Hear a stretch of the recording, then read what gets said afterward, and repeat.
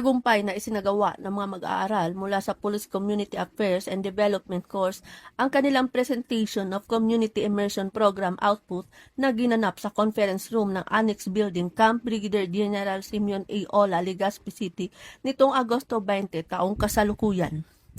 Ang nasabing presentasyon ay bunga ng isinagawang Community Immersion Program, isang mahalagang bahagi ng kurikulum na naglalayong palalimin ang ugnayan sa pagitan ng kapulisan at komunidad. Sa pamamagitan ng aktual na pakikisalamuha, pag-aaral sa mga suliraning panlipunan at pagpapatupad ng mga programang tumutugon sa pangangailangan ng mamamayan, natutunan ng mga mag-aaral ang kahalagahan ng makatao at makakomunidad na serbisyo. Binubuo ang aktibidad ng 5 grupo ng mga mag-aaral na itinalaga sa piling barangay sa rehiyon.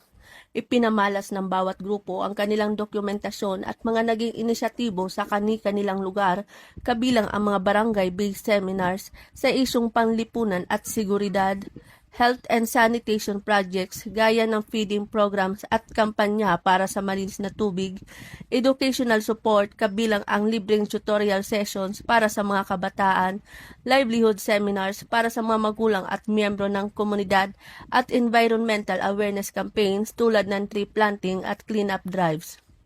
Ang bawat presentasyon ay sinamahan ng fotodokumentasyon, datos at testimonya mula sa mga benepisyaryong residente.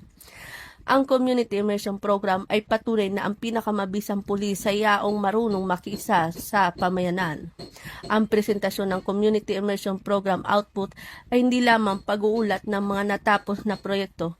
Isa rin itong patunay na ang paghubog ng makabansa, makatao at makakomunidad na pulis ay nagsisimula sa mismong pagkilala at pagtugon sa tunay na kalagayan ng sambayanan.